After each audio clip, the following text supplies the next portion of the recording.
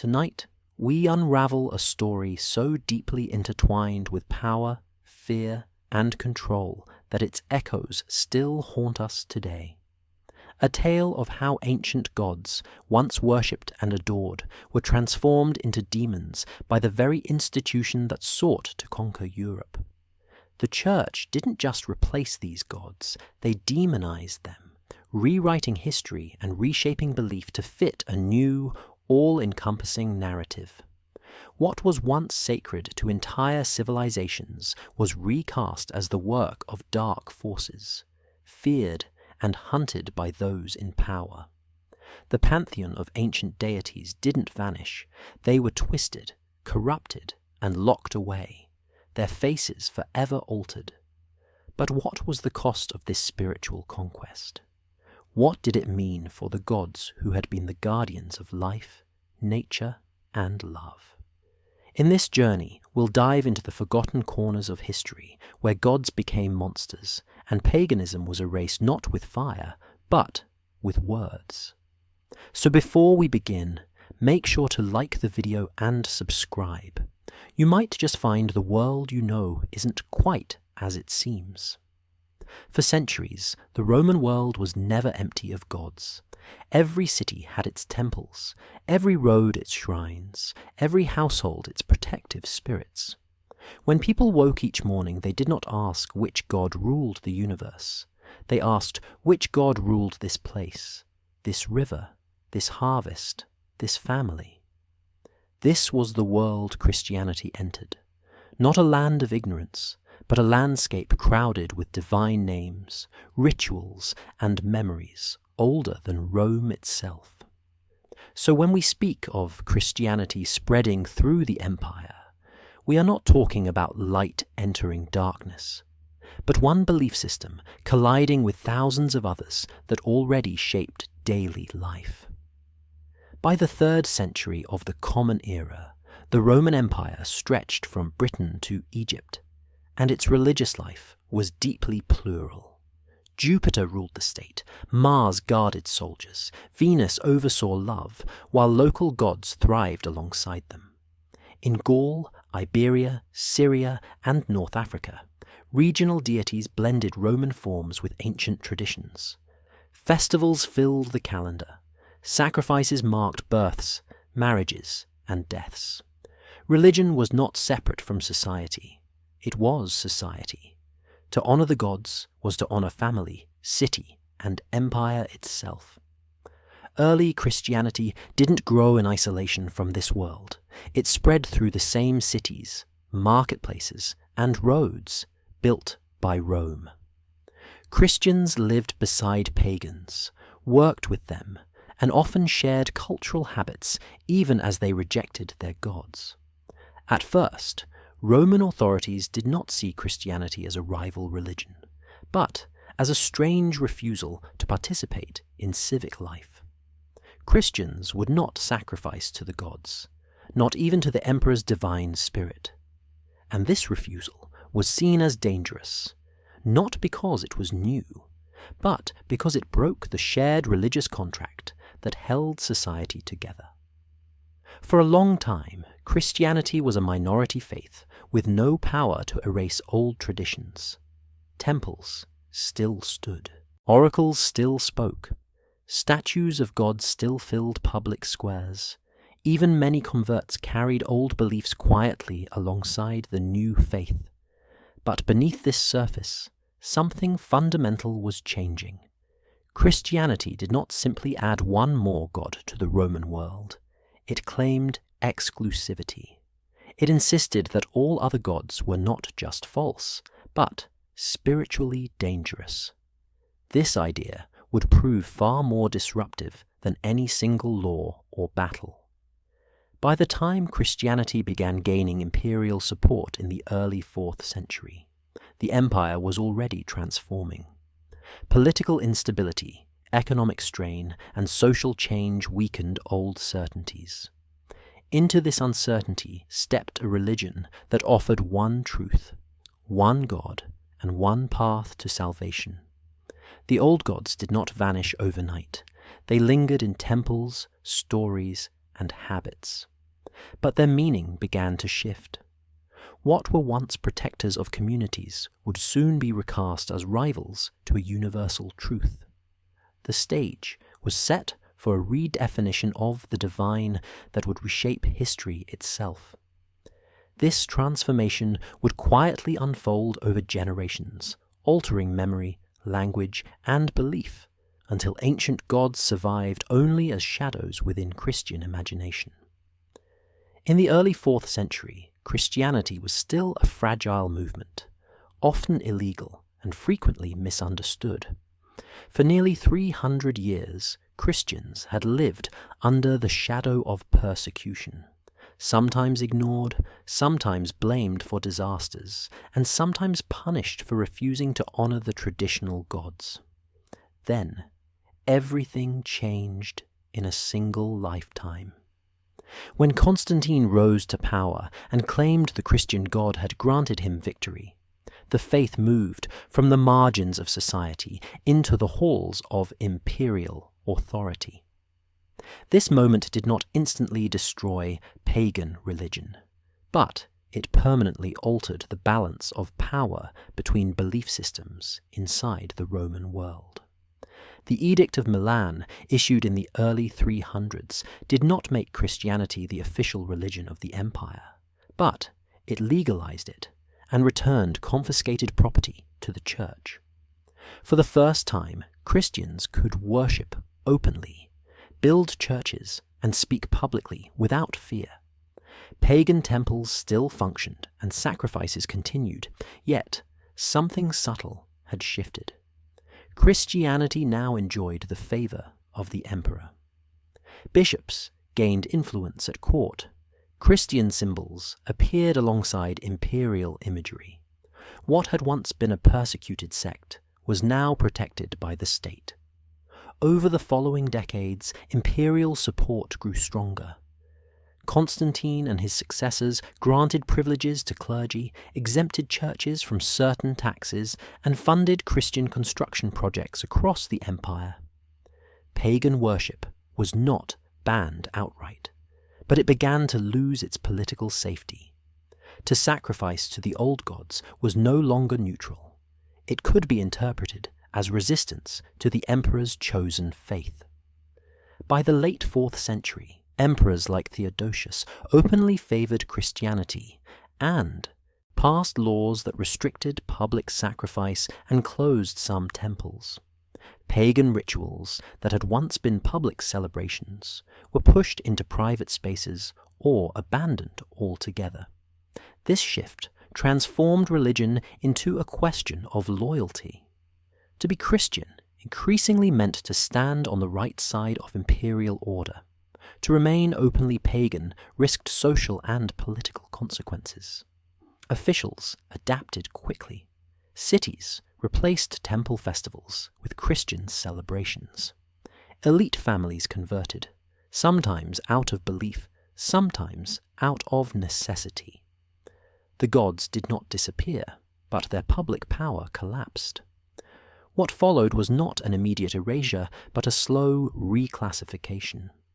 Pagan worship moved from normal tradition to tolerated custom, then from custom to suspicion, and finally from suspicion to liability. The empire had not simply chosen a new faith.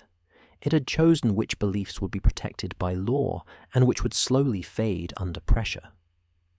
In that legal and political transformation lay the foundation for redefining the old gods not as rivals, but as threats that no longer belonged in a Christian empire.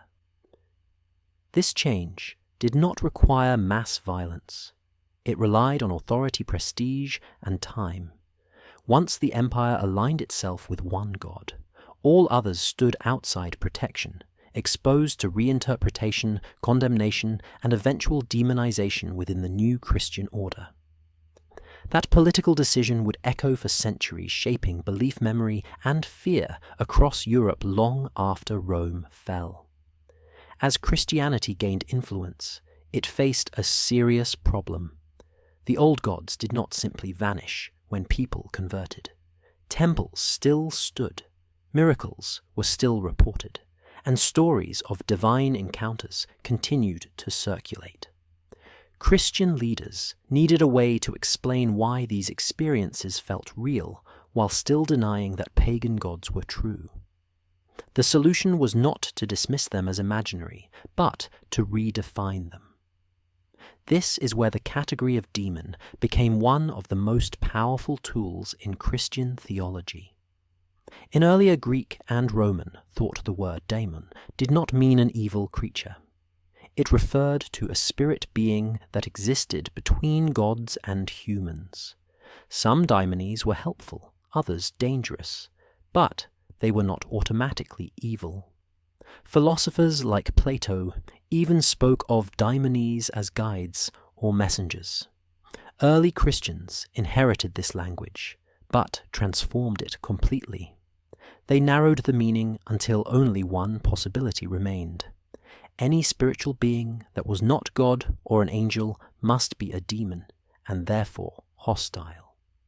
This idea allowed Christian writers to explain pagan religion without admitting its legitimacy.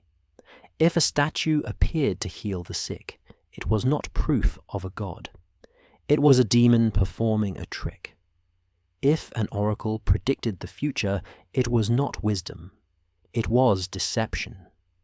By using demons as the explanation, Christians could acknowledge that something happened while still claiming moral victory. Pagan miracles became evidence not of divine power, but of spiritual danger. Writers like Justin Martyr Tertullian and Augustine argued that demons deliberately impersonated gods to mislead humanity. According to this view, demons accepted sacrifices, inspired myths, and demanded worship in order to keep people away from the true God. This argument was effective because it did not deny the past. It reinterpreted it. The old gods were real only in the sense that demons had worn their masks.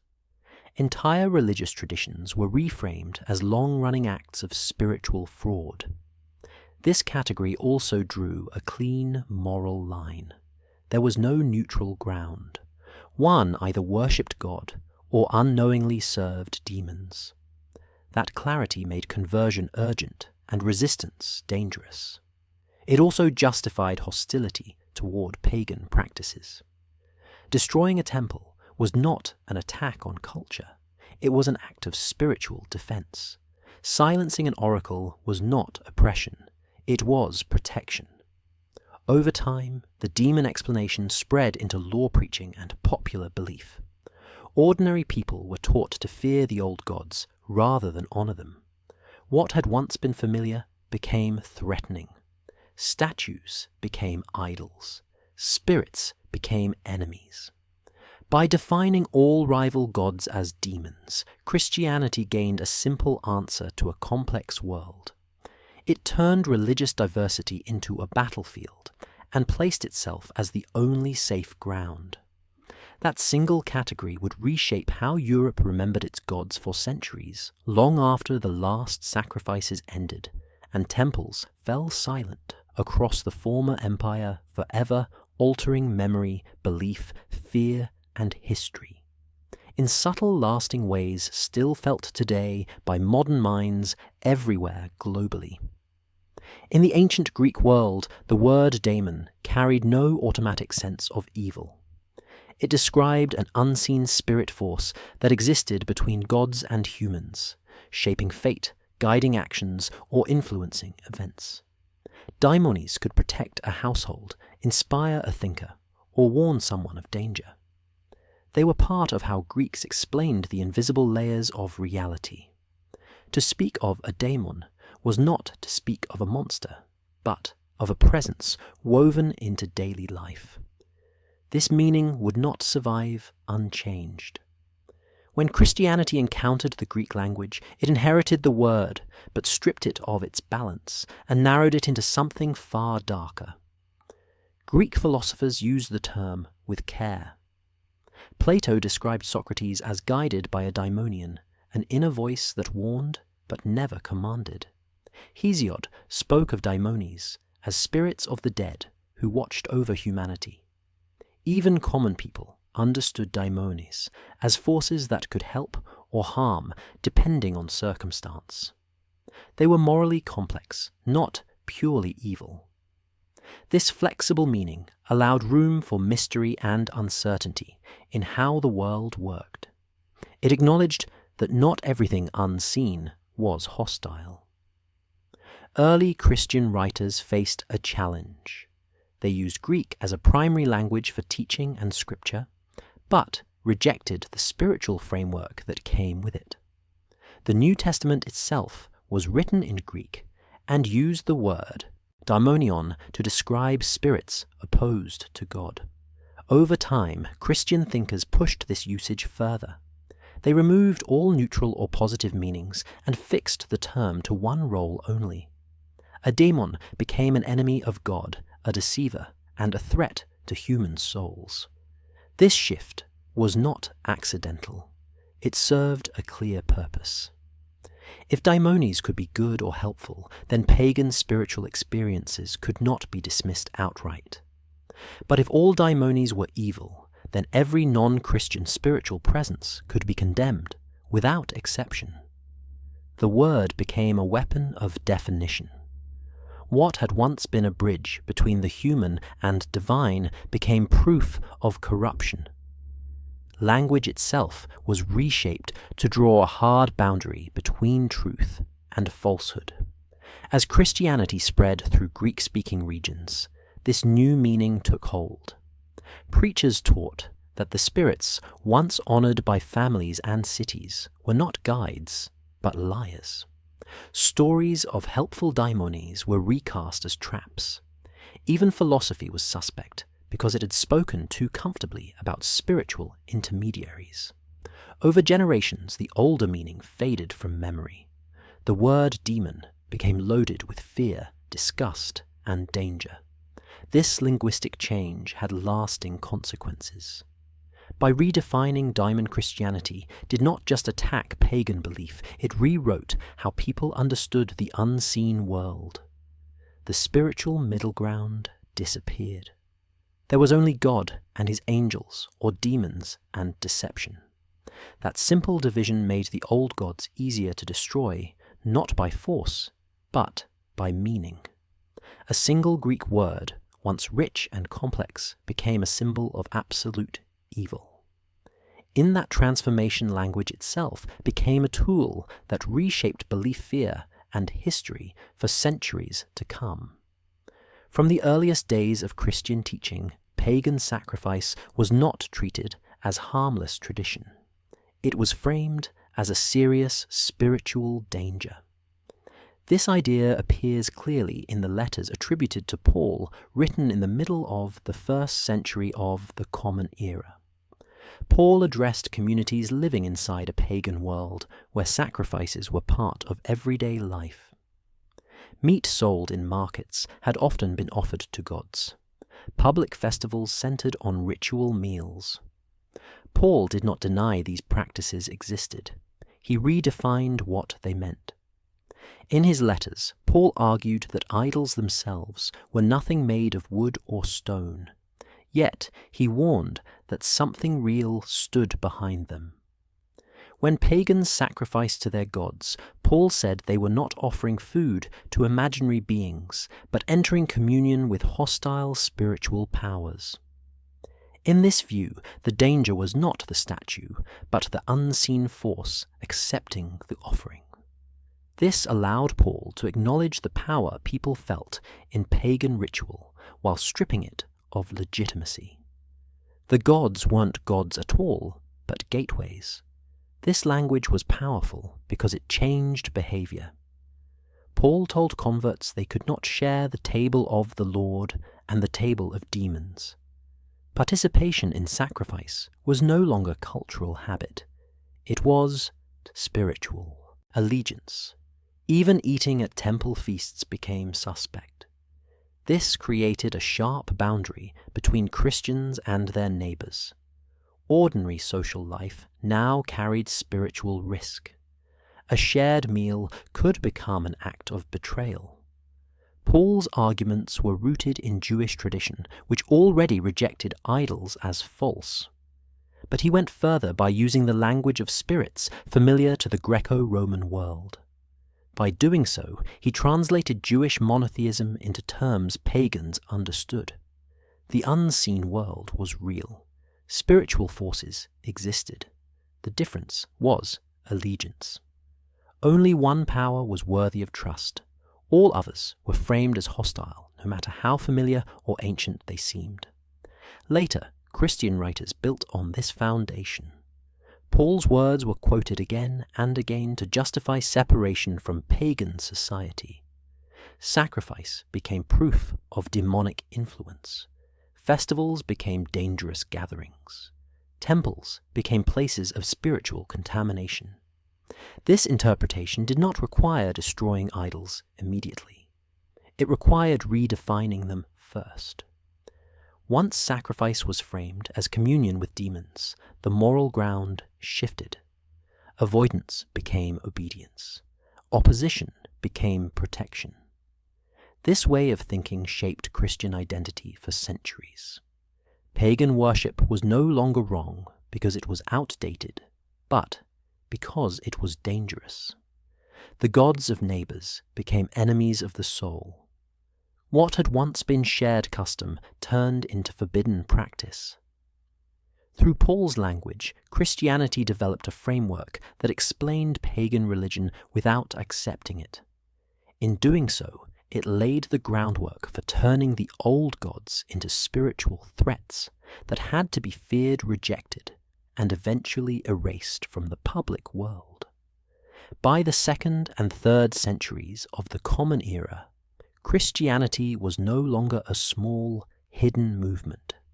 It had thinkers, writers, and public defenders known as apologists who argued for the faith in a hostile pagan world. These men did not speak only to believers. They addressed emperors, philosophers, and educated elites who still honored the old gods. To challenge temple religion, they developed a clear, two-sided argument that would shape Christian thinking for centuries. Pagan gods were either nothing at all or something far worse than people imagined. Apologists like Justin Martyr, Athenagoras Tertullian, and later Lactantius attacked pagan worship on logical and moral grounds. First, they mocked the physical idols themselves. Statues were carved by human hands, carried through streets, and repaired when broken. How could such objects be divine? If a god needed nails, glue, or protection from thieves, then it could not rule the universe. This line of attack reduced the gods to powerless matter unworthy of fear or respect. But this argument alone was not enough. Too many people claimed to witness healings visions and answered prayers at temples. Apologists could not deny these experiences without losing credibility. So they offered a second explanation. If something appeared to happen, it was not because the idol was alive. It was because deceitful spirits were operating behind it. Demons were said to hide behind statues, accept sacrifices, and perform signs in order to trap humanity in false worship. This approach allowed apologists to strike both reason and fear. To the educated, they said the gods were absurd objects. To the common people, they warned of spiritual danger. Temples were no longer harmless places of tradition. They were arenas of deception. A sacrifice was not just wasted effort. It was an invitation to hostile powers. In this way, apologists reframed pagan religion without dismissing the emotional reality people experienced. These writings also served a defensive purpose. Christians were often accused of atheism for refusing to honor the gods. Apologists responded that they were not godless, but refused to worship demons. They presented Christianity as morally superior and spiritually safer. Paganism became not just false, but corrupt. The gods demanded blood, promoted immorality, and thrived on fear. Christianity, in contrast, claimed to offer truth, discipline, and salvation. Over time, these arguments spread far beyond intellectual circles. Sermons echoed them. Converts repeated them. By the time temples began to close, the groundwork had already been laid. The gods had been stripped of dignity, then of trust. They were remembered not as protectors, but as frauds or enemies. Through the words of the apologists, temples lost their meaning before they lost their doors.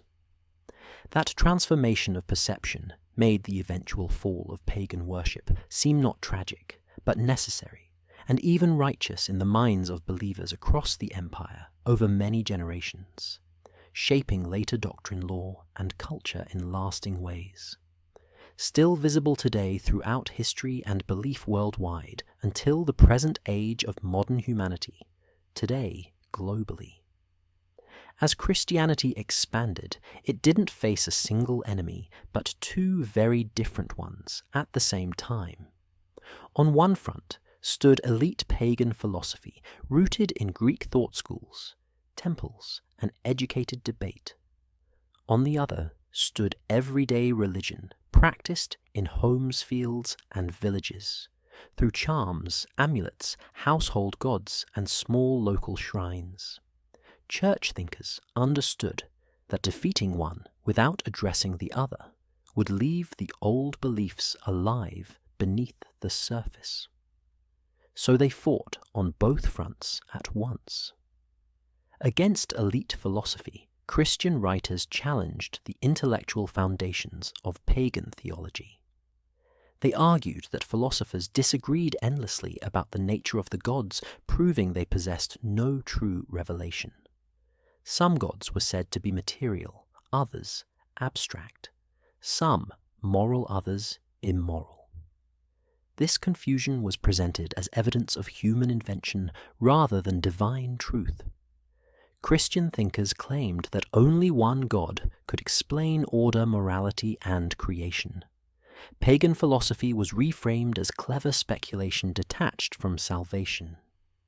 At the same time, the Church targeted popular religion, which was far more deeply rooted in daily life. Ordinary people did not debate metaphysics. They honored household spirits, left offerings, at crossroads, wore charms for protection, and trusted local shrines to guard crops, children, and health. These practices weren't written in books, but passed down through habit and memory. To the Church, they were dangerous because they survived quietly even when public temples declined. Church leaders responded by redefining these customs as spiritual threats. Charms became forbidden magic. Household gods became demons, hiding in familiar forms. Springs, groves, and stones, once seen as protective, were recast as places of unclean spirits. Sermons warned that even small rituals invited dark forces into the home.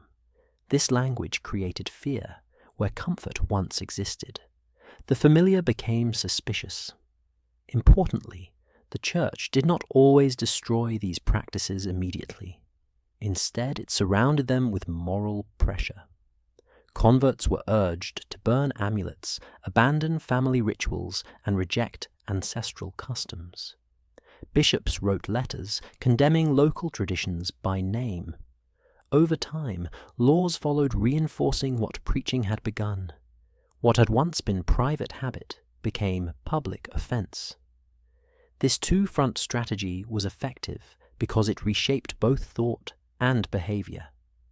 Educated elites lost confidence in pagan theology, while common people were taught to fear their own traditions. Philosophy was stripped of authority and folk religion of safety.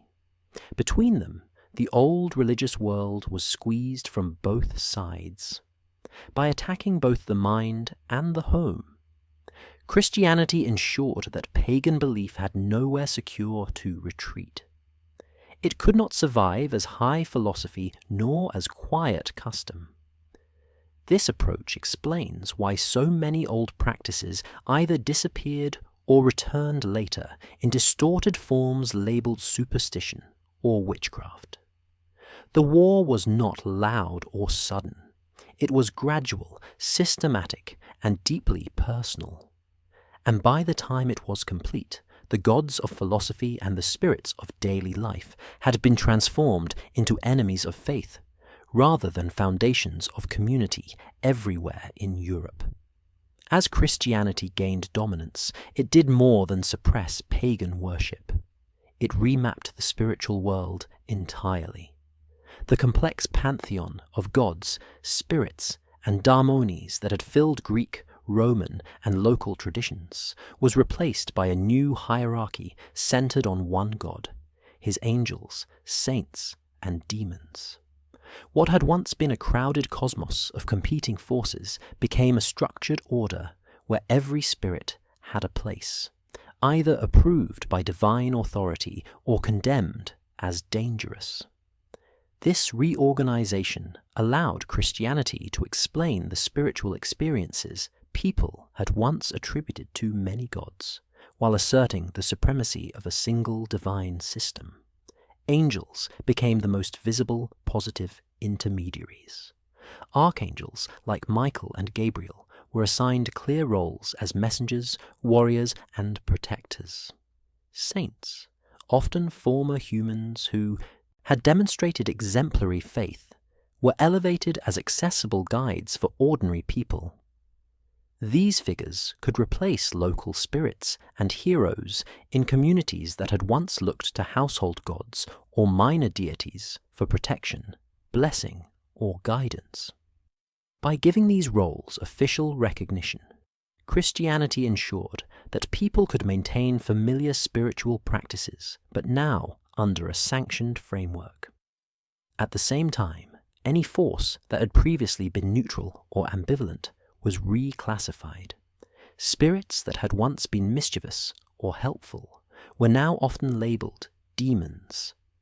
Pagan gods were recast as opponents of God, their former authority stripped and reassigned as instruments of temptation, deceit, or punishment. This reassignment simplified the spiritual universe, making it morally and theologically coherent for Christian believers.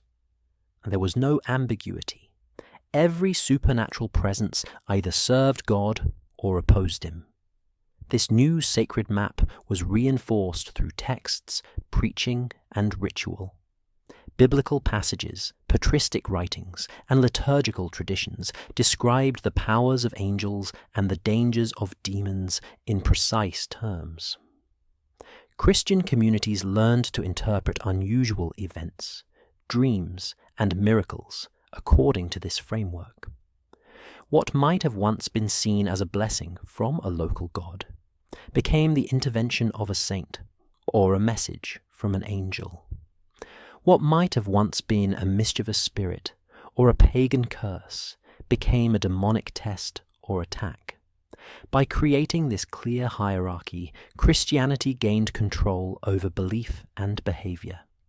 People could still interact with the unseen world, but only in ways that reinforced Christian doctrine. Temples were emptied of their original purpose. Statues lost their divine power, and festivals were reinterpreted to honor saints and angels instead. Over generations, this cosmic remapping became embedded in culture, folklore, and imagination, shaping how people understood good and evil, divine authority, and spiritual influence. The replacement of the old divine hierarchy with angels, saints, and demons was not simply an intellectual exercise. It was a tool of social and spiritual control. It guided behavior, instilled fear or reverence, and ensured that all spiritual authority was mediated through the Christian framework. What was once a diverse, ambiguous, and often contradictory world of gods and spirits was transformed into a single, ordered cosmos. The familiar roles were preserved, but now fully integrated into a system where every spirit had a purpose, and every believer knew the rules for navigating the unseen world. By the late 4th century of the Common Era, the Roman Empire had undergone a dramatic religious transformation. Christianity was no longer a tolerated minority, but a favored faith with the backing of emperors. This shift had profound consequences for pagan practices. What had once been public and socially accepted rituals became increasingly restricted by law. Emperors such as Theodosius the Great issued decrees that directly targeted sacrifice, temple use, and public ceremonies, signaling a decisive move toward an officially Christian state. The Theodosian Code, compiled in the early 500s but based on laws from the late 300s and early 400s, preserved many of these regulations. Sacrifices to the old gods were forbidden.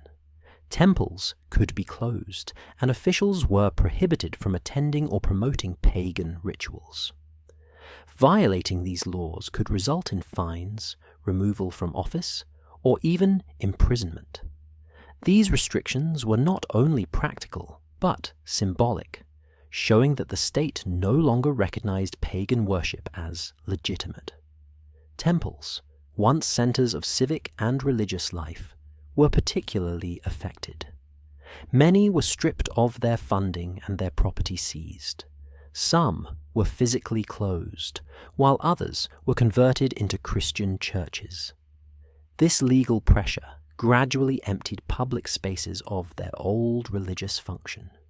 Festivals that had once animated cities with ritual games, processions, and offerings were suppressed or replaced with Christian celebrations.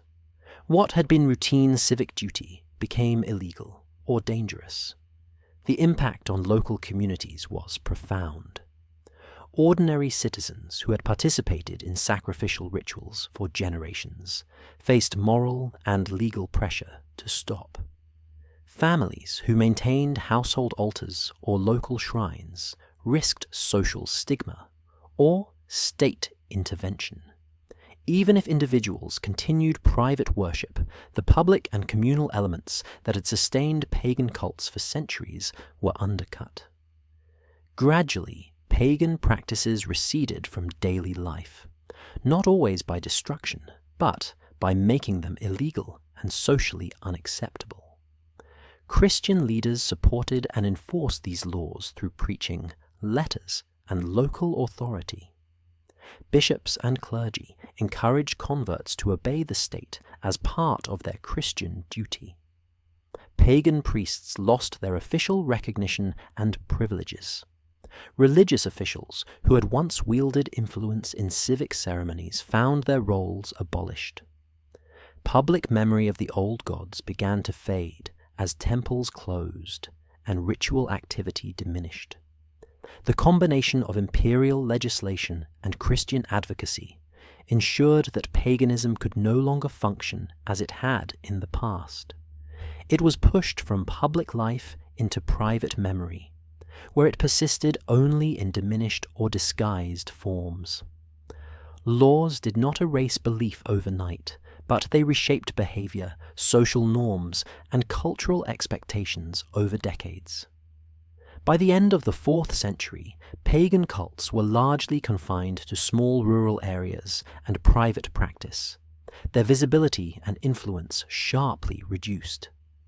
The imperial crackdown demonstrates how legal authority can reshape religion, by making pagan worship a liability rather than a right. Emperors accelerated the decline of ancient practices. Temples closed, sacrifices stopped, and festivals disappeared. The old gods remained only in memory and reinterpretation, their public power removed by the force of law enforced over generations, ensuring that Christianity held the dominant position in both public and private life throughout the empire. As pagan temples fell under legal and social pressure, Christian leaders faced a practical question. What should be done with the physical spaces that had once been the center of worship? In many cases, erasing them completely was unnecessary and impractical. Temples were often large, durable buildings in central locations. Rather than destroy them entirely, Christianity frequently repurposed these spaces, transforming them into churches and redefining their spiritual significance. This approach allowed believers to maintain continuity while establishing the supremacy of the Christian God. The transformation of temples was both symbolic and functional. A building once dedicated to Jupiter or Apollo could be rededicated to Christ or a popular saint. Sculptures and altars associated with old gods were removed or reinterpreted. Christian art replaced mythological scenes with biblical narratives. By occupying the same sacred geography, the Church sent a clear message. The old powers were defeated, and the new faith now ruled the spiritual landscape. Public memory was reshaped through visible architecture and ritual practice. This strategy was evident across the empire. In Rome, some temples were converted into Christian basilicas during the 4th and 5th centuries. In other cities, temples remained as prominent landmarks but were emptied of their original function and rebranded with Christian names and ceremonies. Pilgrims and local communities could continue to gather in familiar locations, now under the protection of saints or angels rather than pagan deities. The continuity of space eased the transition for local populations while reinforcing doctrinal authority. The repurposing extended beyond large urban temples. Rural shrines, groves, and springs, once dedicated to local gods, were incorporated into Christian ritual. Saints were associated with specific sites, often absorbing the attributes and powers previously attributed to local spirits. A river god might become the patron saint of water or healing. A protective household spirit could be reimagined as a guardian angel. In this way, Christianity did not entirely erase local belief, but transformed it to fit the new religious framework. By reclaiming sacred geography, Christianity controlled both physical and spiritual space. Temples and shrines were no longer neutral or contested. They became part of an ordered hierarchy of Christian sites, each representing the triumph of God over the old gods. Pilgrimage, feast days, and ritual practice reinforced this reinterpretation, ensuring that the memory of pagan power persisted only as a defeated, subordinated force. This approach had practical benefits as well. Converting existing temples was more efficient than building new churches from scratch. Communities already accustomed to visiting these locations could adopt Christian practices more easily. Clergy gained access to established networks of believers, and local traditions were reoriented rather than destroyed outright. Over time, these transformed sites became central to Christian worship, shaping both urban and rural religious landscapes. The reclamation and rebranding of sacred spaces illustrates how Christianity consolidated power without relying solely on destruction.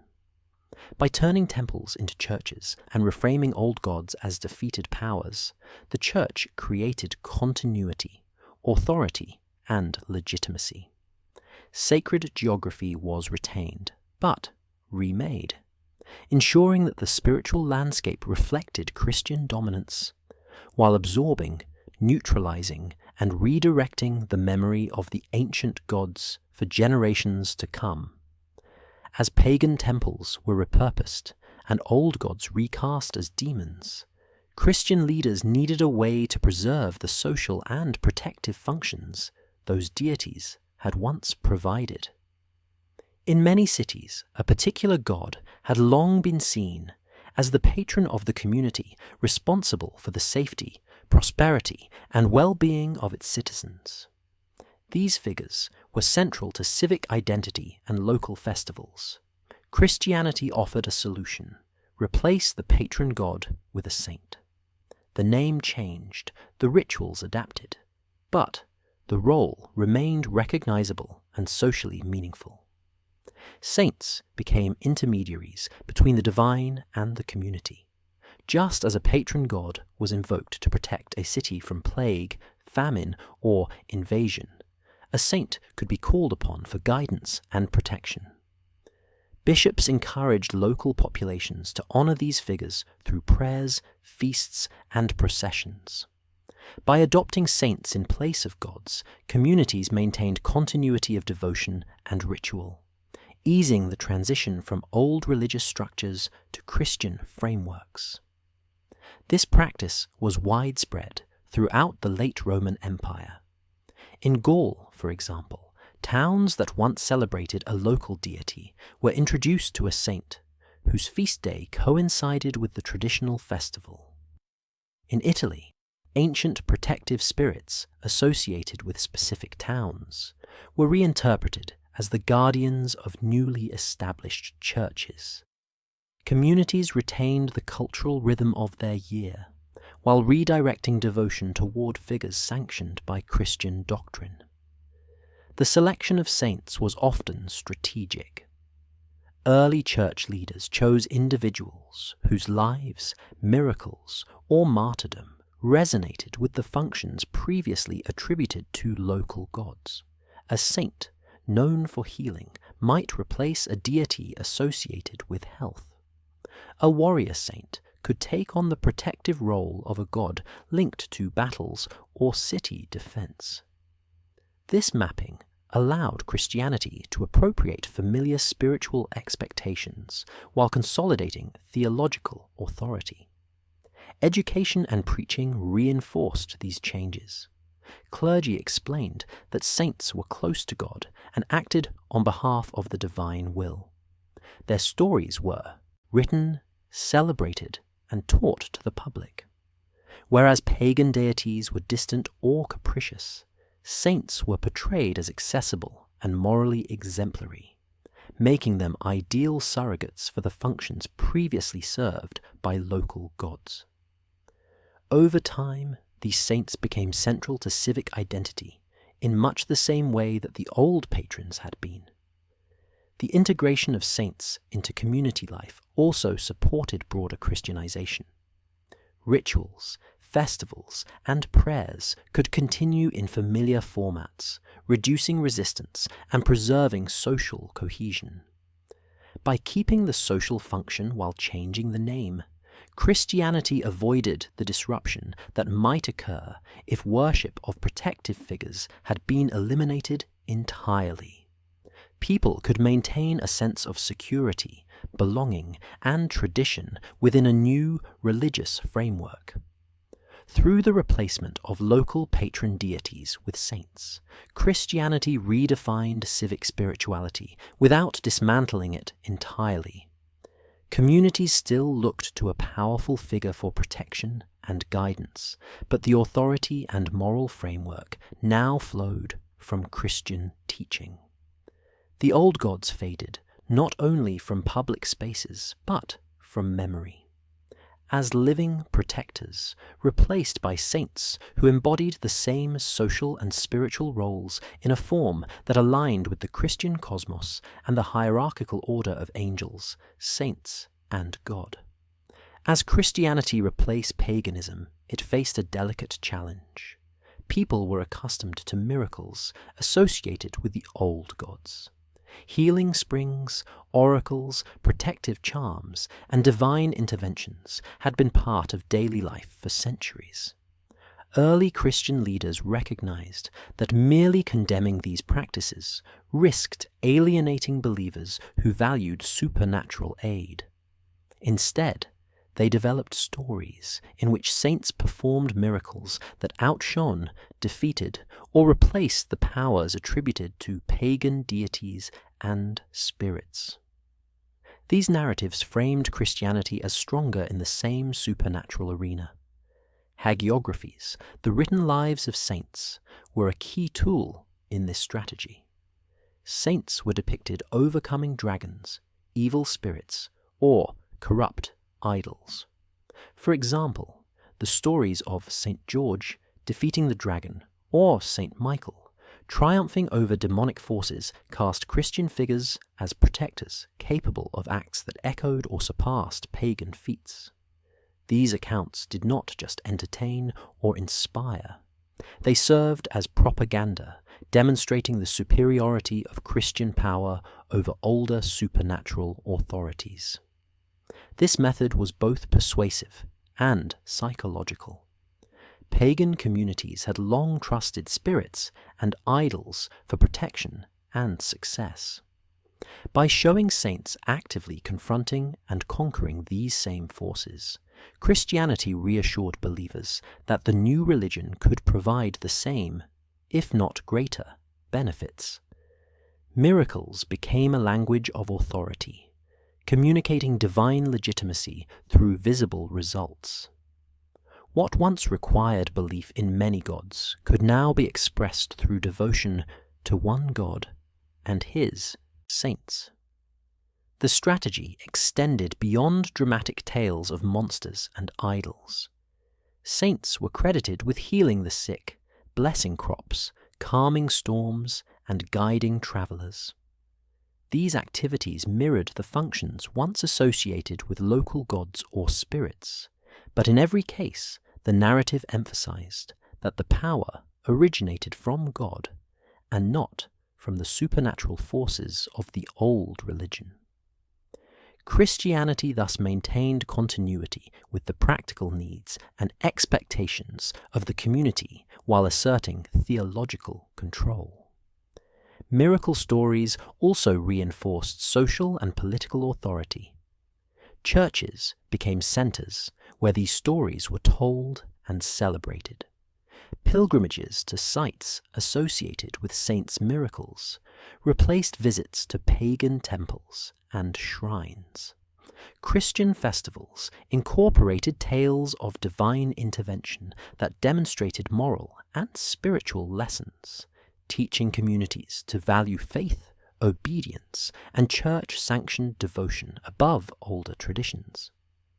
Over time, the cumulative effect of these miracle narratives reshaped collective memory. Pagan gods and spirits were remembered less as protectors and more as adversaries or irrelevant figures. The saints' triumphs recast the spiritual map, transforming fear, respect, and hope into a Christian framework. Miracles were no longer neutral or ambiguous. They were evidence of divine favor and proof of Christianity's superiority in the invisible world. By presenting saints' miracles as victories over the supernatural powers once claimed by paganism, Christian leaders created a persuasive, culturally resonant argument. Christianity did not merely forbid old practices, it demonstrated that it could achieve the same or greater supernatural outcomes. Every healing, every exorcism, every legendary triumph over idols or dragons reinforced the message that the Christian God and his saints were stronger, more reliable, and morally superior, ensuring the gradual replacement of old beliefs across the empire. As Christianity expanded across the Roman world, it confronted practices that had been central to pagan life for centuries. Prophecy, dream interpretation, and consultation with oracles were not merely entertainment. They were considered legitimate ways to access hidden knowledge and divine guidance. People sought advice before wars, marriages, journeys, and agricultural decisions. These practices had social, religious, and political significance.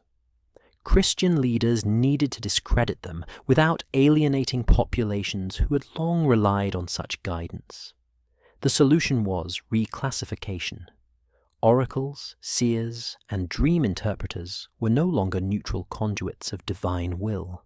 They were recast as agents of deception, influenced by demons rather than gods. Texts from the 2nd and 3rd centuries describe these figures as deliberately misleading humanity, presenting false knowledge to turn people away from the true God. What had once been a respected religious practice became a source of spiritual danger and moral error.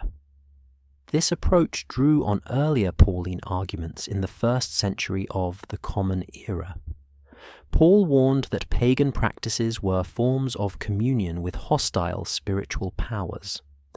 2nd and 3rd century apologists elaborated on this idea, connecting oracles and divination to demonic activity. They claimed that any prediction not sanctioned by God was inherently false and spiritually hazardous. By framing these practices as demonic, Christianity gained a clear moral and theological boundary. Ordinary people could now understand prophecy and divination not as neutral or useful, but as potentially harmful. The demonization of these practices was reinforced by law and preaching. By the 4th century of the Common Era, emperors issued decrees forbidding divination, consultation of oracles, and use of magic. Clergy supported enforcement, teaching communities that participation in these practices invited spiritual corruption. Temples and shrines associated with prophecy were closed, and sacred spaces previously dedicated to insight or foresight were reassigned to Christian worship. What had once been a respected service became illegal, morally suspect, and spiritually dangerous. This transformation had profound cultural effects. Popular belief in dreams, omens, and local prophecies persisted, but the interpretation shifted. Events once celebrated as divine guidance were now read as tests or traps set by hostile forces. Stories of oracles predicting victories or disasters were recast as examples of demonic trickery. Ordinary citizens were encouraged to seek counsel only from Christian authorities or saints rather than traditional seers. Over time, the memory of oracles and prophecy was reshaped. They were no longer a source of community knowledge or divine insight. Instead, they became symbols of pagan error, superstition, and danger. By reclassifying prophecy and divination as demonic deception, Christianity not only eliminated competition for spiritual authority, but also instilled fear and obedience in populations accustomed to interpreting the unseen world. The old practices did not disappear overnight, but their legitimacy was stripped, leaving a lasting impact on religious thought, social behavior, and the perception of supernatural knowledge across the empire. In the ancient world, Pan was a familiar figure to many Greeks and Romans. He was a rustic god of the wild shepherds and flocks, often depicted with the legs, horns, and tail of a goat. Pan was associated with nature, music, fertility, and occasional fear. His appearance was both playful and unsettling, a mixture of human and animal features that could inspire joy or alarm. As Christianity spread through the countryside of the Roman Empire, this imagery began to take on new significance. The Church needed a visual language to represent evil in a way that was instantly recognizable and culturally resonant. Pan's horns, goat-like features, and mischievous reputation provided the perfect template. Christian leaders and artists gradually transformed the characteristics of Pan into the iconography of the devil. Horns became a symbol of sin and demonic power, the goat legs a mark of otherness, and the wild, uncontrolled nature associated with chaos and moral danger. What had once been a harmless or even admired figure in rural pagan life was now reinterpreted as a warning. Pan's playful mischief was no longer innocence. It became temptation and malevolence. By reusing familiar imagery, Christianity could communicate complex theological concepts through visual means that the populace already understood. This process began in earnest in the late 4th and 5th centuries of the Common Era, as Christian art and manuscripts proliferated. Early depictions of demons in churches and religious texts borrowed directly from rustic and pastoral iconography. The devil inherited horns, cloven hooves, and animalistic features, linking him to the chaotic natural world that Pagan had once represented. The familiarity of these features made the concept of evil tangible, a presence that could be feared, depicted, and morally interpreted. The influence of Pan extended beyond mere physical appearance. Stories of the god's wild behavior, amorous pursuits, and sudden frights were recast in moral terms. Where Pan had once symbolized instinct, play, or fertility, these traits were transformed into lust, chaos, and spiritual danger. Pagan myths were not simply erased. They were remade, and their motifs served as a bridge to teach Christian lessons. The devil, like Pan, existed at the edges of human life, in forests, hills, and the imagination, tempting and threatening the faithful. This visual evolution also influenced European folklore and later medieval art. The devil's horns, tail, and bestial legs became standard features in illuminated manuscripts, church carvings, and religious iconography across the continent. Artists, consciously or unconsciously, drew on the cultural memory of Pan and similar deities to create a recognizable enemy of God. Over centuries, this iconography solidified, merging naturalistic pagan imagery with moralized Christian narrative to produce the enduring image of the devil familiar in European culture. By transforming Pan into the visual devil, Christianity achieved multiple goals. It demonized an old god, provided a concrete image for abstract evil, and linked the pagan past to Christian moral teaching.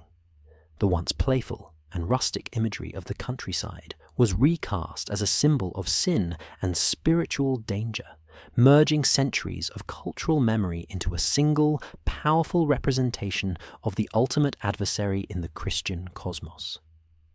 This fusion of iconography ensured that the old pagan visual language continued to influence European thought, fear, and imagination for generations to come.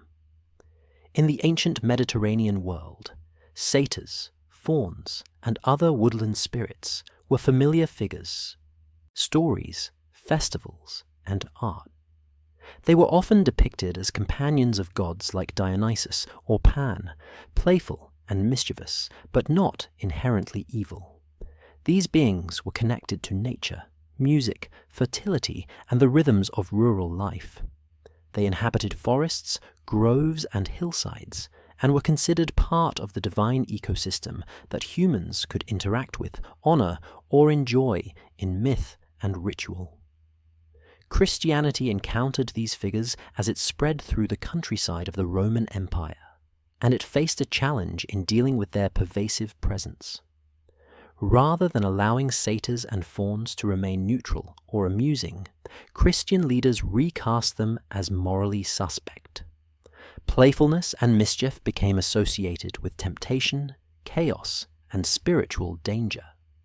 Their connection to fertility and bodily desires was framed as lustful or corrupt. Stories that once celebrated their cleverness or harmless trickery were reinterpreted as warnings of demonic influence or enticement away from God. The natural world itself was often depicted as a space where these beings could lure humans into sin. This reinterpretation served several purposes. First, it provided continuity for local populations. People were accustomed to thinking of forests and rural areas as inhabited by spirits. Christianity did not erase this belief entirely, but redirected it, teaching that these inhabitants were now sources of spiritual peril rather than companions of the divine. Second, it reinforced Christian moral authority. By portraying familiar figures as threats, the Church emphasized the necessity of obedience, prayer, and vigilance against sin. Art and literature played a key role in this transformation. Illuminated manuscripts, church carvings, and early medieval texts depicted satyrs and fauns with exaggerated animalistic traits, emphasizing horns, tails, and cloven feet. These features became visual shorthand for otherness and danger. Over time, the imagery solidified, and the creatures of myth were no longer neutral or amusing, but clearly linked to the demonic or morally corrupt. This visual language helped ordinary believers understand abstract moral lessons through familiar symbols. The reinterpretation extended to popular ritual and folklore. Festivals and practices that had involved these spirits were either absorbed into Christian feasts or condemned as dangerous. Offerings to local woodland beings were discouraged or prohibited, and stories of their interventions were reframed as examples of temptation or moral challenge. Over generations, the memory of these spirits shifted from companionship with gods to adversarial or cautionary roles in Christian imagination. By recasting satyrs, fauns, and wild spirits as agents of temptation and spiritual danger, Christianity controlled not only belief, but also the cultural landscape. Forests, rivers, and hillsides that had been neutral or sacred became morally charged spaces where humans had to exercise faith and prudence. What had once been playful or revered was now a symbol of what could lead believers astray. The old nature spirits were not erased, but transformed into warnings, ensuring that familiar figures reinforced Christian lessons, reshaping rural perception of the unseen world for centuries, embedding fear, caution, and moral vigilance into the cultural memory of Europe. In Greco-Roman religion, the underworld was a familiar and complex realm. Figures like Hades, Pluto, and Persephone presided over the dead, and the afterlife was seen as a neutral or sometimes morally indifferent space. Souls went to the underworld as part of the natural order, and their experiences often reflected social status, ritual observance, or mythic narrative, rather than strict moral judgment. Temples, tombs, and funerary practices reinforced these beliefs, giving communities a framework for understanding death and the fate of the soul. As Christianity spread, it confronted these ideas and reshaped them into a moralized vision of the afterlife with a new governor. Christian thinkers transformed the underworld into a place of punishment for sin. The neutral realm of Hades became hell, ruled not by a god of the dead, but by evil forces in rebellion against God. Satan and his demons replaced Pluto and other Greco-Roman figures as the ultimate authority in the afterlife. This reconfiguration gave moral weight to death, portraying it as a domain where the wicked were tormented and the faithful rewarded. The Christian underworld was no longer indifferent. It was active, dangerous, and governed by a clearly malevolent figure. This transformation was reinforced through scripture, sermons, and visual art. Biblical texts such as the Gospels and the Apocalypse emphasize judgment, eternal punishment, and the reality of demonic torment. Early church fathers elaborated on these passages, describing the fires of hell, the punishments for specific sins, and the ongoing struggle between good and evil. Artists depicted Satan with horns, claws, and terrifying features, presiding over tormented souls, merging older imagery of Greco-Roman underworld spirits with new Christian symbolism. The moralization of the underworld had social and cultural consequences. Fear of eternal punishment became a tool for encouraging adherence to Christian teachings. Rituals of confession, prayer, and almsgiving were framed as protections against the wrath of hell. Communities internalized the idea that moral behavior was essential not only for social harmony, but for survival in the afterlife. The underworld, once a distant or abstract place, became a pressing concern that influenced daily life. This reconfiguration also absorbed existing myths, stories of shades, rivers like the Styx, and guardians of the dead were integrated into Christian teachings. Cerberus became symbolic of demonic vigilance. Mythical punishments inspired the depiction of infernal torment. By folding familiar Greco-Roman motifs into the Christian hell, the Church provided continuity while asserting new theological authority. Familiar imagery was repurposed to communicate moral lessons and reinforce doctrinal control. Through the introduction of a new governor, the underworld was transformed from a neutral or mythic space into a structured moral realm. Evil now ruled the dead, rewarding obedience and punishing transgression. This shift allowed Christianity to claim authority over life, death, and the afterlife, ensuring that both fear and reverence supported the broader effort to supplant pagan belief. The old underworld was not erased, but remade, shaping European imagination about death and morality for centuries to come. In the ancient Mediterranean world, many goddesses were associated with fertility, love, and ecstatic ritual. Figures like Aphrodite, Venus, Isis, and local mother goddesses oversaw sexuality, reproduction, and the cycles of nature. Their worship often included festivals, processions, and rites that celebrated bodily pleasure, abundance, and human desire. These practices were socially and religiously significant, deeply embedded in local traditions, and widely accepted as part of communal and personal life. As Christianity spread, these rituals became a focus of moral concern, and the goddesses themselves were recast in a negative light. Christian writers, particularly from the 2nd century onward, framed these female deities and their cults as sources of lust and moral danger. What had once been a natural or sacred expression of human and divine life was now labeled demonic or sinful. Fertility rites, ecstatic dancing, and offerings connected to sexuality were portrayed as temptations orchestrated by malevolent spirits, seeking to draw humans away from obedience to God. This reframing served both theological and social purposes, reinforcing Christian moral codes while undermining competing religious practices. The polemic was not limited to general statements. Church fathers, apologists, and later medieval theologians provided detailed critiques of female-centered rituals. They warned that participation in such festivals led to impurity, both spiritual and social.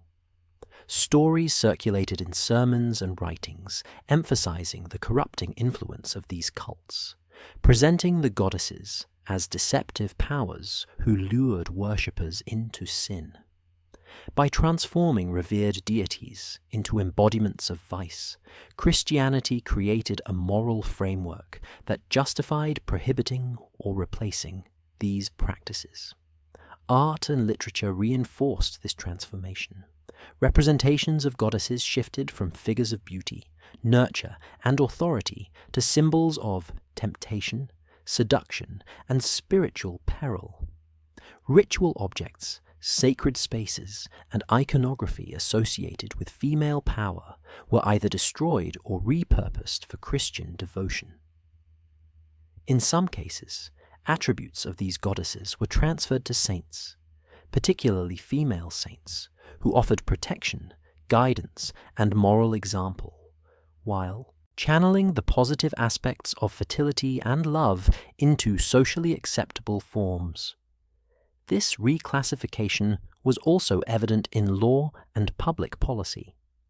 Emperors and church councils issued prohibitions against ecstatic or sexualized rites, associating them with sin, immorality, or demonic influence. Communities were instructed to abandon traditional practices, redirecting devotion to saints and approved liturgical celebrations. The social control achieved through these measures reinforced Christian authority and limited the cultural space for pagan female-centered worship. The demonization of goddesses connected to sexuality illustrates how Christianity transformed spiritual, social, and moral landscapes simultaneously. The emphasis on lust and temptation allowed the Church to address both doctrinal concerns and social behavior. By presenting once revered deities as sources of moral corruption, Christianity redirected devotion, regulated sexual morality, and strengthened its control over the spiritual lives of its adherents.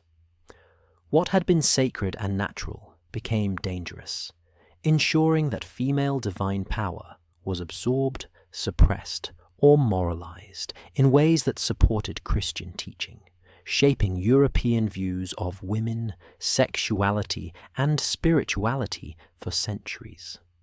As Christianity expanded into Northern Europe during the 5th to 8th centuries of the Common Era, it encountered Germanic and Celtic societies with rich traditions of gods, spirits, and local powers. Conversion was rarely simple. Missionaries and rulers faced populations deeply attached to ancestral deities, sacred groves, and ritual practices. Rather than relying solely on force, Christian leaders often employed a strategy of translation, recasting old powers as demons or spirits subordinate to the Christian God. This allowed conversion to occur while retaining familiar cultural frameworks. In practice, this meant that deities once honored as protectors, warriors, or nature spirits were reframed as agents of temptation or demonic influence.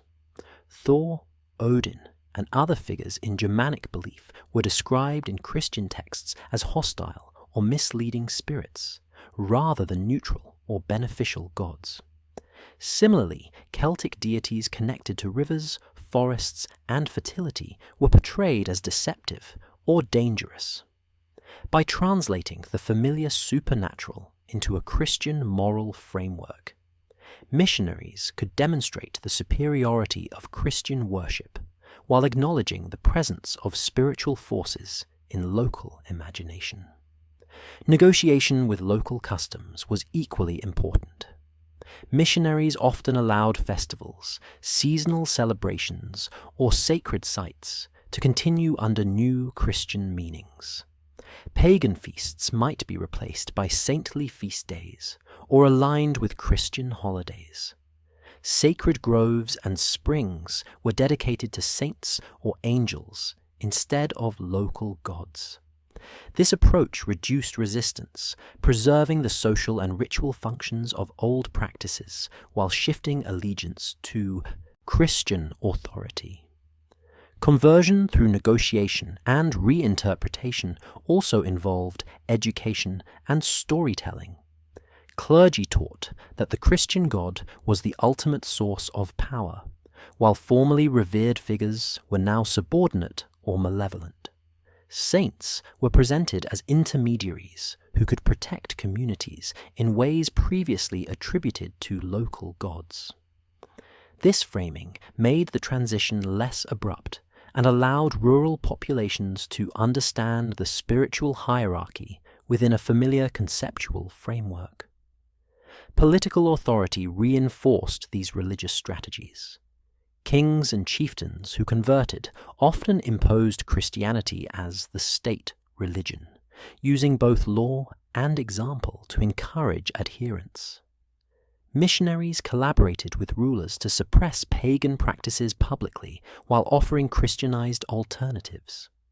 The combination of moral argument, reinterpretation, and political power accelerated the decline of pagan worship in Northern Europe.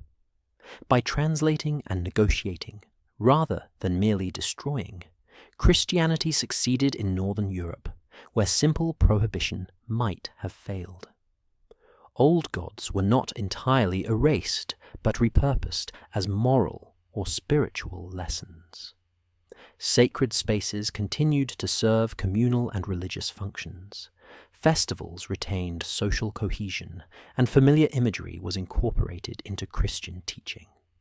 Conversion became a process of cultural and spiritual reshaping, demonstrating the flexibility and strategic adaptation of the Church as it extended its influence into the Germanic and Celtic world.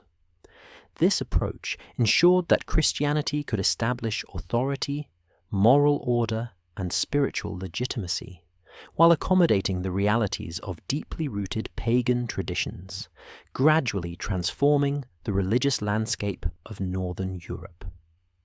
In rural Europe, religious life was deeply connected to the natural landscape. Sacred trees, wells, springs, and groves were not merely scenic features. They were central to worship, community rituals, and local spirituality. People believed these sites held protective spirits, healing powers, or connections to divine forces. Seasonal rites celebrated planting and harvest, fertility, and the rhythms of nature, often centered on these locations. As Christianity spread into these areas from the 4th century onward, church authorities confronted this deeply rooted relationship between landscape and religion and targeted it as a source of demonic influence. Christian leaders taught that spirits associated with natural sites were not benign or neutral, but could be deceptive or malevolent. Sacred wells where people sought healing were recast as places where demons might mislead or harm the faithful. Trees and groves, previously considered the homes of guardian spirits or minor deities, were portrayed as sites where evil forces gathered. By framing these familiar natural elements as morally dangerous, Christianity discouraged participation in old rites and redirected devotion to saints, angels, and God. The targeting of landscape-based worship was both practical and symbolic. Closing or sanctifying groves, wells, or springs allowed the Church to assert spiritual authority over the countryside. Pilgrimage sites and local festivals could be adapted to Christian meaning, dedicating natural features to saints or angels instead of pagan spirits. By retaining the cultural and social importance of these places while altering their spiritual significance, church leaders eased conversion and reinforced Christian moral teaching without completely erasing communal traditions. Rural communities encountered these changes in multiple ways. Clergy preached about the dangers of unclean spirits inhabiting natural sites, warning that participation in pagan rites could lead to spiritual harm. Laws and imperial edicts often supported these messages, prohibiting ritual gatherings at groves, wells, or sacred hills. Over time, people adapted their practices, directing prayers and offerings to Christian figures instead of older spirits. Sacred landscapes were transformed into spaces of sanctioned devotion, merging familiar geography with new religious authority. This process also included reinterpretation rather than destruction. Some groves became churchyards, holy wells were blessed in the name of saints, and seasonal festivals were retained with new Christian narratives. By reassigning spiritual significance, Christianity retained social cohesion and continuity, while asserting control over belief. Folklore and memory preserved the old sites, but the interpretation shifted from neutral or protective spirits to morally charged forces, either sanctioned by God or associated with demonic danger. The targeting of trees, springs, and groves illustrates how Christianity reshaped rural religious life. Natural features that had once supported local cults were integrated into the Christian framework, moralized, and placed under clerical oversight. Sacred landscape became a tool for teaching obedience, moral vigilance, and proper devotion. By portraying these sites as either holy or perilous depending on their alignment with Christian authority, the Church extended its influence into daily life, controlling both belief and behavior while transforming the spiritual topography of Europe for centuries to come. During the Middle Ages, Christian thinkers and storytellers faced the challenge of organizing the many spirits, monsters, and deities that had once populated the religious imagination of Europe. From the 5th century onward, theologians began to classify demons systematically, creating hierarchies and names that could be taught, remembered, and feared. What had been a diffuse collection of spirits, local deities, and folklore was folded into a Christian framework that assigned moral significance, rank, and purpose to each entity. The goal was to impose order on a chaotic spiritual landscape and reinforce the authority of the Church. Medieval texts, such as the pseudo-Dionysian writings, hagiographies, and later scholastic treatises, outlined ranks of angels and their fallen counterparts. Demons were grouped into orders, often mirroring angelic hierarchies, with archdemons at the top commanding lesser spirits. Names like Lucifer, Beelzebub, and Asmodeus were fixed in the Christian imagination, while characteristics from older pagan deities and nature spirits were absorbed into these identities. Folklore from Germanic, Celtic, and Greco-Roman traditions supplied motifs, behaviors, and attributes that were reinterpreted as demonic, ensuring continuity while enforcing doctrinal control. This systematization served practical purposes. By naming and ranking demons, clergy could teach about the dangers of sin and temptation in a concrete way. Sermons and confessional manuals described specific demons associated with particular vices such as lust, pride, greed, or envy. The populace could recognize threats, understand moral rules, and direct prayers or rituals to counteract specific evils. In effect, the demon catalogue became a pedagogical tool, shaping behavior as much as belief. Storytellers and artists reinforced these ideas. Illuminated manuscripts, church carvings, and popular tales depicted demons with distinctive forms, often incorporating features from pagan iconography. Horns, tails, animalistic faces, and hybrid bodies traced back to figures like Pan, satyrs, and woodland spirits. The visual continuity helped ordinary people identify danger, understand moral lessons, and internalize the Church's cosmology. Over time, even regional folk beliefs were reinterpreted to fit this hierarchical model.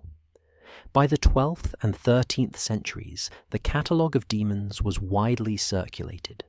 Scholastic works by theologians, such as Thomas Aquinas, described their nature, influence, and limitations. Legends, miracle stories, and exorcism manuals drew on these hierarchies, creating a shared framework across Christian Europe. Even as local variations persisted, the broader population internalized a coherent worldview in which demons had specific names, functions, and roles within the cosmic struggle between God and evil. The standardization of demons illustrates how the Church integrated diverse spiritual beliefs into a unified theological structure. It transformed chaos into hierarchy, folklore into doctrine, and fear into moral instruction. By absorbing fragments of older traditions, Christianity maintained cultural memory while asserting control over interpretation. The Middle Ages thus created a catalogue of evil that was systematic, visual, and moralized, shaping European imagination, ritual practice, and religious education for centuries, ensuring that knowledge of demons became both widespread and doctrinally consistent across the continent. As Christianity solidified its authority in Europe, attention shifted from the grand temples of the past to the private and rural practices that persisted among ordinary people. Folk rituals, charms, and small-scale devotional acts continued long after public pagan worship had declined. What had once been accepted as normal religious practice became increasingly suspicious in the eyes of church authorities. Local customs, prayers to household spirits, or offerings at sacred springs were recast as acts of diabolical magic rather than benign tradition. This reframing began in earnest during the 10th and 11th centuries. Clergy and theologians emphasized that unapproved rituals were influenced by demons and intended to subvert God's order. Folk healers, midwives, and wise women who had acted as spiritual intermediaries were labeled witches or sorcerers. Practices once seen as neutral or protective, such as herbal remedies, weather rituals, or divinatory acts, were interpreted as collusion with evil spirits. By redefining these activities as witchcraft, the Church created a clear boundary between sanctioned faith and forbidden power. Textual sources illustrate this transition. Canon law, sermons, and inquisitorial manuals detail the dangers of hidden pagan practices. Writings from the 12th and 13th centuries explicitly connect old beliefs with demonic influence. Magicians and witches were accused of causing illness, crop failure, or misfortune through supernatural means. This moralization of folk religion allowed the Church to extend its influence into private and domestic life, controlling not only public worship, but the intimate practices of everyday believers. The visual and symbolic culture of witchcraft drew heavily from older pagan imagery. Household spirits, forest beings, and deities of fertility were transformed into demons or agents of the devil. The horned god, once a figure of rustic vitality, became a symbol of satanic worship. Protective charms were reinterpreted as tools of black magic, and seasonal festivals became suspect occasions for secretive evil. Familiar symbols were now imbued with moral danger, teaching communities to recognize and avoid the unseen threats framed by church doctrine. This process wasn't uniform, but evolved regionally over centuries. Northern and Western Europe saw intense focus on folk magic during the High and Late Middle Ages. Ecclesiastical authorities worked with secular rulers to enforce prohibitions, offering punishment for those accused of practicing witchcraft. Fear of hidden pagan survivals justified both legal and spiritual intervention. Communities gradually internalized the idea that folk practices were morally and spiritually hazardous unless aligned with Christian teaching. By the 14th and 15th centuries, the conceptual link between surviving pagan customs and witchcraft was firmly established. What had been everyday religious life was now framed as morally suspect and spiritually dangerous. Christianity had absorbed fragments of old tradition, recast them in a moralized framework, and positioned the devil as the ultimate authority over hidden practices. This transformation ensured that ordinary rituals became sites of religious control, embedding fear and obedience into the cultural memory, and shaping European attitudes toward magic, spirituality, and morality for centuries to come. During the Renaissance, the revival of classical art, literature, and philosophy brought Greco-Roman figures back into European consciousness. Artists and writers studied ancient texts, sculptures, and mythology, reintroducing gods, goddesses, and heroes into visual and literary culture. Figures like Apollo, Venus, and Mercury appeared in paintings, plays, and poetry, celebrated for their aesthetic, symbolic, or allegorical qualities. However, this rediscovery did not erase centuries of Christian moral interpretation. These classical figures were often viewed through the lens of spiritual caution, seen as symbols of human folly, temptation, or potential danger. Scholars of the 15th and 16th centuries were aware of the dual significance of pagan imagery.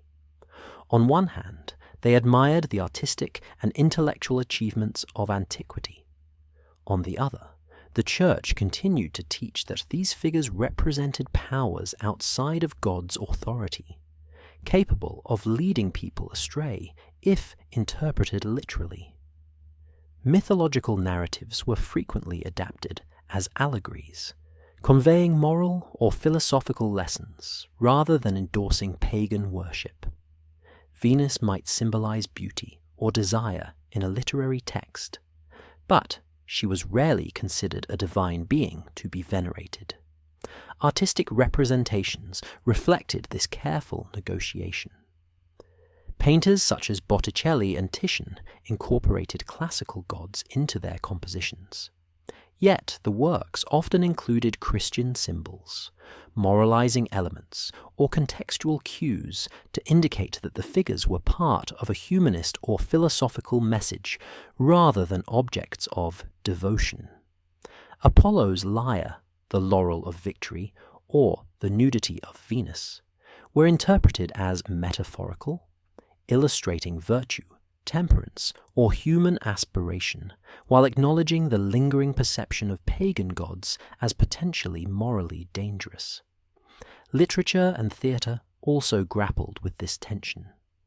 Poets and playwrights drew on myth to explore human emotion, ethics, and social order, often framing ancient gods as representations of vice or virtue. Dionysus might embody uncontrolled desire, Mars the dangers of aggression, and Mercury the cunning of deceit.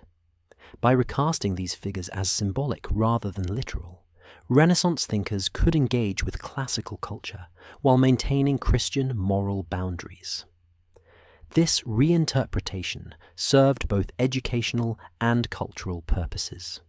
Humanists sought to recover knowledge and aesthetic skill from antiquity, while religious authorities monitored the moral implications. Classical deities became tools for teaching, reflection, and cultural enrichment, rather than worship. They were both admired and feared, celebrated as part of Europe's intellectual heritage, while remaining morally subordinate to Christian doctrine. The Renaissance rediscovery of the gods illustrates how old figures could be reintegrated into European culture without undermining Christian authority. They functioned as allegories, artistic subjects, and symbols of human experience, while continuing to be framed as potential spiritual threats if misunderstood. This dual approach allowed Europe to engage deeply with classical antiquity, celebrating its artistic and intellectual achievements while preserving centuries of moral caution, ensuring that Greco-Roman gods remained culturally influential yet spiritually contained. During the 16th century, the Reformation and Counter-Reformation reshaped European Christianity and brought renewed scrutiny to pagan survivals.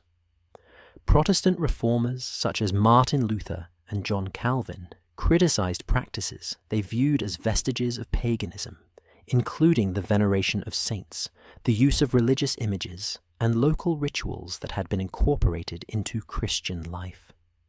They argued that these practices distracted from true worship of God and could even constitute idolatry. Catholic authorities responded with their own strategies, defending the use of saints and images while emphasizing correct theological understanding. Both sides shared a suspicion of any practice that seemed to carry the influence of pre-Christian tradition. Protestants sought to purify religious practice by removing or condemning elements considered superstitious or dangerous. Altars, statues, and relics associated with saints were often destroyed, and festivals with roots in folk or pagan observances were curtailed. Sermons and treatises emphasized the dangers of spiritual deception, warning that old customs could lead believers astray. This approach was not merely about aesthetics or church reform, but reflected a deep concern with the moral and spiritual consequences of practices tied to pre-Christian memory. Catholics responded by codifying doctrine, clarifying the role of saints, and defending the use of images and ritual as means of directing devotion properly. The Council of Trent in the mid-16th century affirmed that images, relics, and feast days were acceptable when used according to church teaching. By providing theological justification, Catholic authorities sought to retain the protective and moral functions of traditional practices while distinguishing them from pagan idolatry. Saints were portrayed as intercessors, guides, and models of virtue, rather than rivals to God. Both reformers and counter-reformers engaged with the same underlying concern: the persistence of pre-Christian practices and beliefs in daily life. Rural communities continued to celebrate seasonal festivals, honor local sites, and participate in rituals whose origins could be traced to older religions. Church authorities had to balance control with pragmatism, using moral argument, education, and regulation to shape belief while addressing behaviors that seemed to reflect pagan survivals. Theological and artistic responses mirrored this tension. Protestant art became more austere, avoiding figurative imagery that could encourage superstition. Catholic art and literature emphasized narrative, symbolism, and the moral and protective value of saints and images. Both traditions drew attention to the dangers of misunderstanding or misusing spiritual powers, whether inherited from ancient pagan culture or emerging from local custom. The Reformation and Counter-Reformation illustrate that suspicion of pagan survivals persisted across denominational divides.